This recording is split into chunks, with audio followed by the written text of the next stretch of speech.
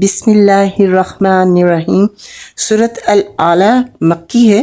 اس میں اللہ تعالیٰ نبی پاک صلی اللہ علیہ وآلہ وسلم سے فرماتے ہیں، اے نبی صلی اللہ علیہ وآلہ وسلم، اپنے رب برتر کے نام کی تسبیح کرو، جس نے پیدا کیا اور تناسب قائم کیا، جس نے تقدیر بنائی پھر راہ دکھائی، جس نے نباتات اگائے پھر ان کو سیاہ کوڑا کرکٹ بنا دیا۔ ہم تمہیں پڑھا دیں گے پھر تم نہیں بھولو گے سوائے اس کے جو اللہ چاہے۔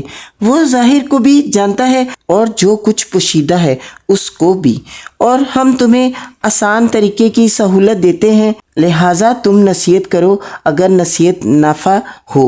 جو شخص ڈرتا ہے وہ نصیحت قبول کرے گا اور اس سے گریز کرے گا۔ وہ انتہائی بدبخت جو بری آگ میں جائے گا، پھر نہ اس میں مرے گا نہ جیے گا۔ فلاح پا گیا وہ جس نے پاکیزگی اختیار کی اور اپنے رب کا نام یاد کیا پھر نماز پڑھی، مگر تم لوگ دنیا کی زندگی کو ترجیح دیتے ہو، حالانکہ آخرت بہتر ہے اور باقی رہنے والی ہے۔ یہی بات پہلے آئے ہوئے صحیفوں میں بھی کہی گئی تھی، ابراہیم علیہ السلام اور موسیٰ علیہ السلام کے صحیفوں میں۔